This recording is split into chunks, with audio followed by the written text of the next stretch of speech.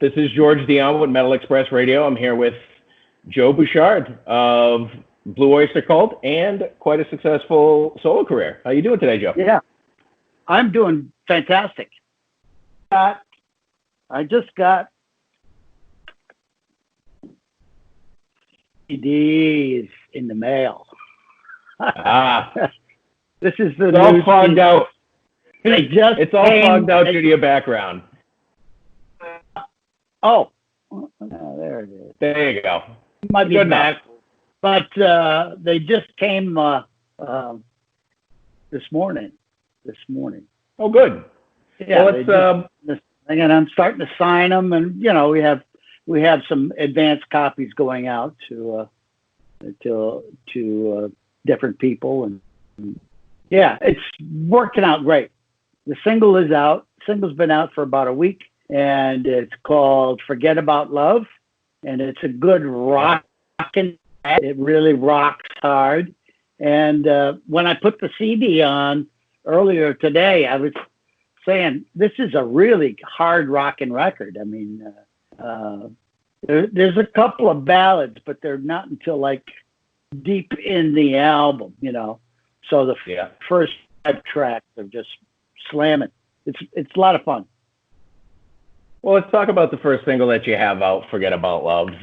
Is there a specific story behind that song?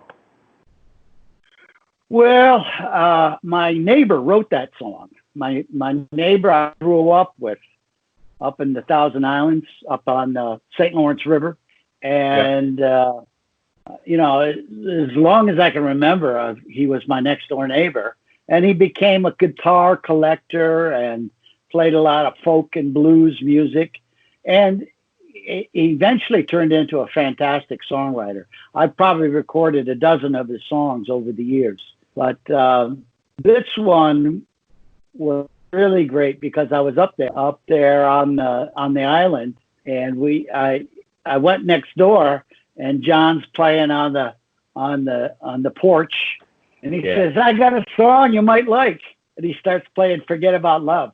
And the thing was, I was going through a divorce at the time. It wasn't as nasty as the song makes it out to be. Actually, it was okay. It was pretty mutual. But John wrote this great song called "Forget About Love," and I said, "Man, I've got to record that song." So I did it once before in 2014, about 6 years ago. But it really is so much better. And my friend John said, you should really work that song because a lot of people really relate to that song. So it's dark, but it's funny and it rocks. It rocks hard. So it definitely rocks hard. One of my favorite songs on the album. Yeah, great. Did you get to hear the whole thing? I did get to hear the whole thing. A lot of great songs on there. I liked "Walk of Fame." I liked "She's a Legend." I liked "Strangely in Love," even though it's a ballad. It doesn't rock as hard. But they're all good tracks. Was there a story behind the title of the album? Because there's no song called "Strange Legends." Well, I wanted to name the album "Strangely in Love." Like you mentioned that song. That's a great ballad. That's a really fantastic ballad. And then the other good song, which is going to be the next single, is "She's a Legend." So you just put legend and strange together. and I think it's kind of appropriate because in my long career, I've met a lot of strange legends. Sure. A lot of strange legends. So is the woman that you're writing about in this song, is she a composite of a bunch of different women, or is this like a person actually, you know? In the song, "She's the Legend," I got the lyrics from a friend of mine, John Shirley, who's a science fiction writer. He's written dozens of books, and he writes a lot of lyrics. He has his own band. He puts out CDs. So he sent me an email, and I think he heard one of my other solo albums, and he said, "Oh, this is really good. I'm a fan." And so I sent him an email right back, and I said, hey, John, send me some lyrics, you know? You never know what's going to happen.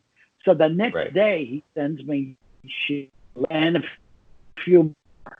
And I looked at the lyrics and I said, I've got to write this song, you know? And so I wrote the music, he wrote the lyrics. And it's kind of it's a kind of a story of a female serial killer. who gets in trouble. Gets in trouble more than but there's a sort of happy ending to it. The guy falls for this woman, and finally she lets him go at the end. So he gets away from her at the end. So you know, when you try to get a story like that, which could be a movie, you know, you fit it into 3 minutes. You know, you want to, you know, have some fun. So that one was fun. Well, listening to the album, it seems like you either watch a lot of movies or read a lot of books. Yes. Well, I do read. I don't read as much as I'd like. I've got a stack of books. You know, people send me books all the time, and I've got a stack of them. But now I'm like working on this album. But when this album is done, I'll get back to my books. You know. And, there you go. But also movies, though, because you know the quarantine and I cut back on some of the extra work that I was taking on. I was playing in 5 different bands, and now I only play in 2. So only cut back a little bit. I only play in 2 bands, and then do my solo work. But I was watching some movies, and one of them is one of the titles of the first song on the album, which is "The African Queen." Now I'd heard about this movie. It's a movie from 1951, one of the first really great Technicolor movies. If you can think back in the 50s, people didn't know what the rest of the world was like. It was a black and white world. Most everything was black and white. So this movie came out, and it's really got a lot of adventure, and it's the crazy boat ride down the river. And I grew up on a river, so I relate to, you know, river water songs and stuff like that. Yeah.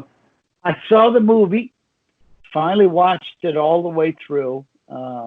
And I said, I got to write a song about this movie, you know, and could be exciting, you know, nice up-tempo song. And this album is particularly good because I got Mickey Curry to play drums. Yep. Mickey Curry is one of the best drummers in the world. He works now mostly with Bryan Adams up in Canada. Mm-hmm. And they're huge all over the world, worldwide. But he's also done Alice Cooper, and he did Hall & Oates back in the day, and just hundreds. He's got 40 gold records. Right. And I ran into his brother, Todd, at an open mic. I was jamming at an open mic. Todd plays the flute like Jethro Tull. So we got to be friends. And Todd said, you should get my brother Mickey to play on your album, you know? And I said, oh, Mickey Curry? Yeah, I heard he's great. And it was just amazing. It was just so much fun recording with real drums. A lot of times I program my own drums, play all the instruments, and you program your own drums. You can get a pretty good sound, and a lot of people like those recordings, but there's just nothing like having a real live drummer who just knows how to nail a song, you know, make it really, really swing. And it's the connection. I think it's the connection between the cymbal and the drum. You can have the best sounding programs, but there's always that missing connection between the cymbal and the drum. And this guy really, really puts it together well. So he was a lot of fun to work with. You know what's great about interviewing you, Joe, is that you answer all my questions before I ask them. Oh. No, it's great. I love it. It challenges me to come up with better ones. That's okay. So you and your brother started your own label imprint through Deco Entertainment, right? to release this album? Rock Heart Records? Yes. So just your own solo album you're going to release with this, or you got other albums coming? My brother's got a solo album that's coming out in October, and it's really good. I've already heard most of it. I play on a couple of tracks. And we signed with a manager, this guy, Jeff Keller from California. And one of the first things he said is, you guys should have your own record label to really focus on the fact that even though you've been around for a half a century making music, it's time to focus on a very big creative part of Blue Oyster Cult, so fine, let's do it, And so I'm doing this is the first release, is my album, and then his album will be out. And then we've got a couple other things planned for next year that will be out. Yeah. And, works out. So far, it's working great. I've never been busier. I've never had as much. I don't know, maybe it's because of the lockdown that all these people are dying to talk. That's right. So speaking of the lockdowns, you and your brother have been doing some jam sessions on YouTube, right? Yes. Well, when it first happened, we got a lot of requests for charity events. And it's not like I could go to we could go to a video studio and do a thing. He's locked down in his apartment in New York City, and I'm locked down here in my house in Connecticut. So he gets the video. His son lives with him, and he's got a degree in film. So his son sets up the camera, and he does his parts.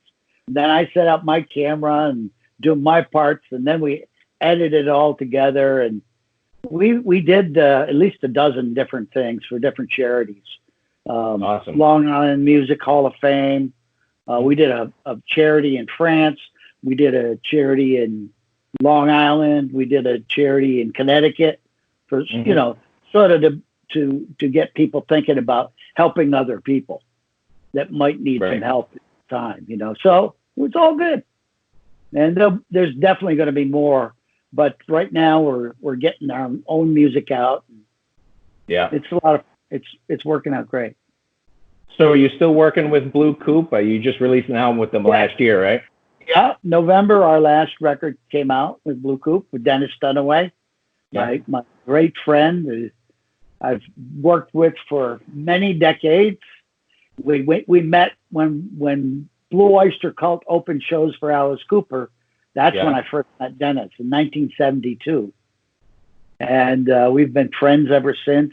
When I left Blue Oyster Cult in mid-'80s, we started playing right away, working on new material. We went to Europe, toured and played in Paris, France, did a tour of England. And then my brother got involved, and that's when Blue Coupe happened. So, and of course, Albert is very creative, and you put him and Dennis and it makes for a great combination. We should have been touring this summer with Blue Coupe, but everything's on hold. We had a great gig booked in Sweden, a cruise. Nobody's going on cruise. Cruise business. It's too bad, but there's always next year, and we'll be at the top of the list when they're looking for bands. So we're hoping that it'll get back happen then. So what's it like at a Blue Coupe show? Do I get Alice Cooper songs, Blue Oyster songs, your solo stuff, some stuff you guys have written, a little bit of everything? The hits, the deep tracks, the solo cuts. We, depending on how long we get to play, we could play for like 3 hours, but usually we get about an hour, maybe an hour and a half to play. So we want to get in all the hits that people love. And I love the Blue Oyster Cult songs, but I love doing the Alice Cooper songs. I get to be Alice. Right. Hard. It's very hard to be Alice. But you've got some of the greatest songs ever written. You've got 18. That's an anthem.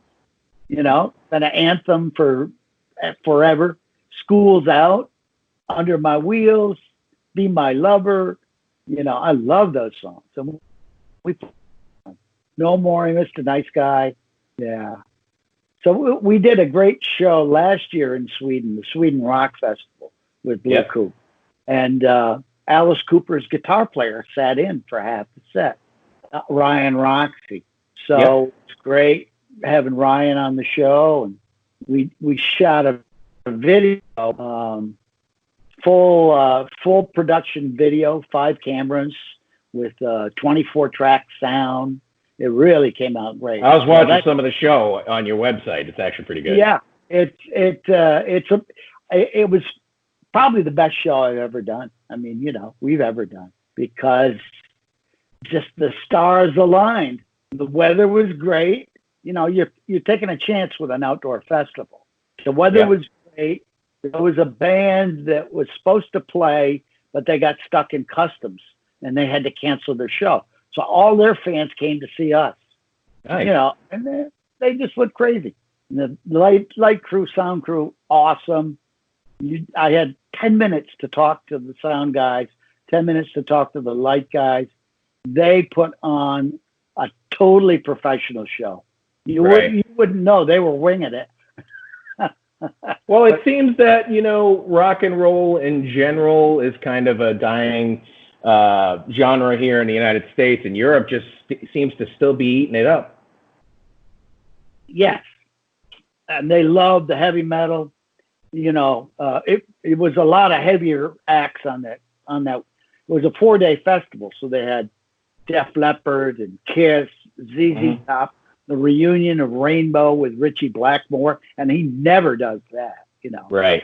All of these European bands, it was excellent and so well done. It was just the best.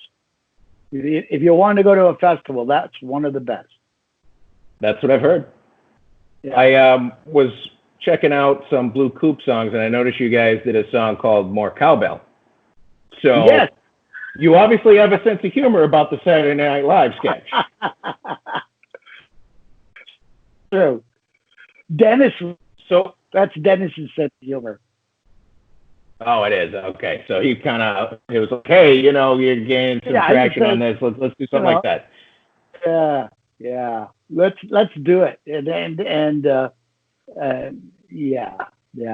That's Dennis's sense of humor. Yes, Cowbell has been big in the last couple of decades of Cowbell. It's becoming a cultural icon, far beyond what we'd ever believe.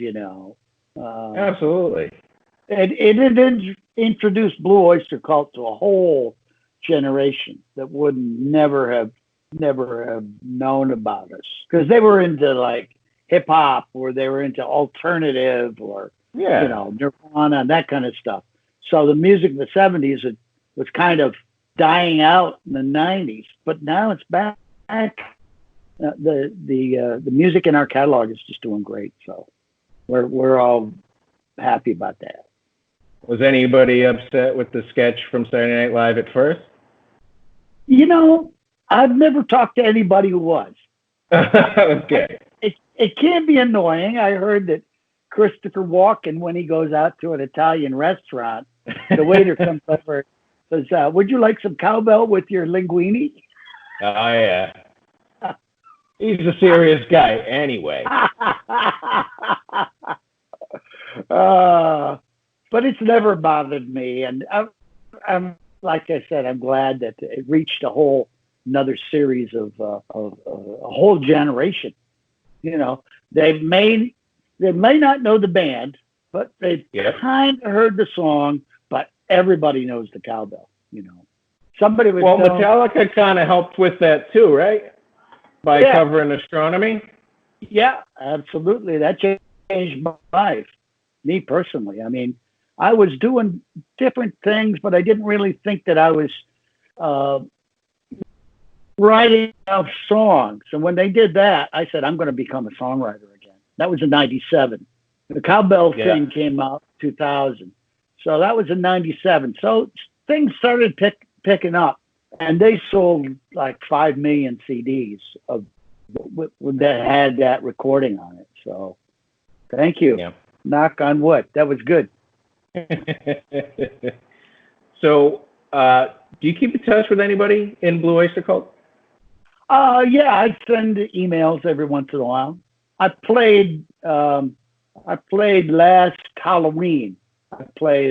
Yeah. I sat in for the encore, and a few years ago we did a reunion in New York, and it's kind of sporadic because their bread and butter is their current touring band, and they do well. They were doing lots of shows, and I don't think they like the idea that there's any kind of they're not authentic without my brother and myself in the band. So, but they've worked really hard. 30 years of work beyond what I did. I was in for 16 years, so it's like 40 some years, and they're pretty happy with it. And I'm it's fine by me. I like the idea that I can do different things. Like I can sing Alice Cooper songs, and I can do solo albums, and I went to Iraq. I got to play on a show in Iraq in 2010 with Orleans singers. There was like 5 singers, and we did 10 days in Iraq for the troops. It was amazing. It was unbelievable. It was bizarre. Highlight of your career, would you say? I would say the most intense part of it, there. So did you get driven in on a tank, or how'd you get into the bass? We got to ride in the tank, and we went to a shooting range, and we got to shoot rifles, pistols, guns. We weren't supposed to, but they hey, for you guys. It was more dangerous than I thought it would be. I thought, because this was 3 months before Obama was supposed to shut down the war I guess in September of 2010. So it was July. We were there for the 4th of July 10 years ago, 4th of July. And it was just such a emotional thing because we would give them a bit of, home. They're out in the middle of the desert. I thought maybe we were going to go to like the Baghdad Hilton play in the ballroom. No, we were on flatbed trucks in the middle of the desert, and it's 120 degrees out at night. Oh yeah. But they were so appreciative that we were there, and they would say and we were well protected. We had our flak jackets and helmets that you had to wear. You couldn't drive to each gig, so we had to fly on a transport plane at night. That's scary all by itself. Scary by itself, and they take off at a real steep angle, but it was good. It was good. Something I'll never forget. It was awesome. Something else. In the next couple of years, you're coming upon like the 50th anniversary of the first Blue Oyster Cult album. Are you guys planning any like catalog releases for that, or something special? They've already they're already releasing a lot of archival recordings. I haven't heard of anything specifically for the 50th anniversary, but I'll keep asking.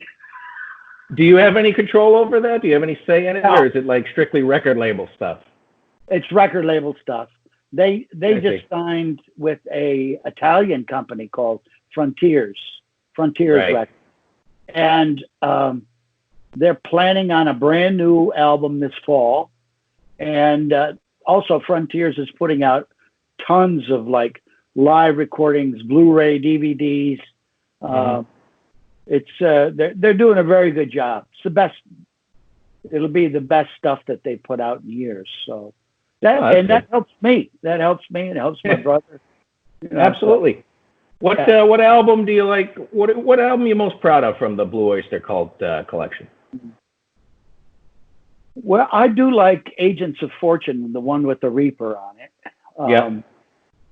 Because it's a great album from top to bottom. Just the Reaper is a highlight, but a lot of very strong cuts on that album.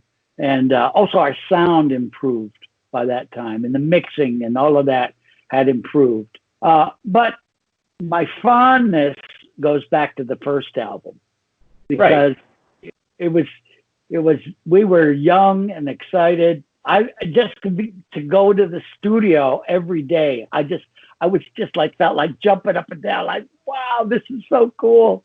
This is what I've always wanted to do, and to be in a studio actually recording an album. Didn't know if it was going to be successful or not. I mean, it could have disappeared, like a lot of bands from that era did, but and so we put it out. It sold modestly, but it was enough for us to make the second record and the third record, the fourth record. And well, so you must like taking more of a hands-on approach now with your solo stuff and Bo Coop and stuff like that, rather than labels getting involved and management and whatever else is involved in making a record. It's probably a lot easier today. I think I deserve being a producer. I learned from a lot of the people that worked with Blue Oyster Cult, and now with the tools that we have, and my instruments back there, I got the blur down there, but there's a few good guitars in the back there, and I'm learning how to play them good. I've learned a few tricks. My hands aren't what they were 10 years ago, but that just comes with age, But if you're smart, you can still overcome anything with this, the way you can record these days. So it's all good, Yeah, I'm not feeling like I really should have to play 100,000 notes to prove, what I do. I'm happy with just a good sound and a good melody, and if it sounds good and it's powerful, that makes me happy. Back in the 70s, we were doing arenas and stadiums, and we would hold our own with all the popular groups of the day. So it's a great run. It's unbelievable run, really. And is there anything you miss about that time period being a musician versus today? Like maybe today you can't be a quote unquote rock star, but back then, obviously there was a lifestyle that came with being a rock star. I could see missing that. Yeah, it was good. It was good. I have no regrets. And I missed the big shows, but like we got a taste of that last year in Sweden. Right. It was just a fluke that we got booked. I mean, you pull a few favors in from people, And I imagine there will, if the time is right, we will get on some big stages and do some big shows. But, I don't mind even doing the small shows. I love the little theaters. We do my brother and I do a group called the Bouchard Brothers. Yep. And it's, we do the hits and we do some deep cuts and we tell the stories. So it's a songs and stories show. It's really great. And you get to play in nice theaters and people come and you get to, interact with the audience. It's great, so, Do you think that's a big difference in promoting music today, is that you can be more personal than you could be back then? Oh yeah. Yeah, sure. I do a lot of videos. So, actually built a little video studio in this building we have on the property, and it's great. And I think I spent a lot of time like talking about my new record. I don't usually talk on, so I'm not one of those vloggers that has a weekly show on YouTube, but I do like communicating with people, and I like doing the songs and telling a story about how the song came together. People like to know. I watch those videos. They actually help me. Oh, good. I wish more people would do them because sometimes I listen to a song and I'm like, I don't know what they're talking about. Yeah, right. Yeah. So that's all I got for questions for you today, unless there's something else you wanted to talk about. No, I think we covered a lot. It was good.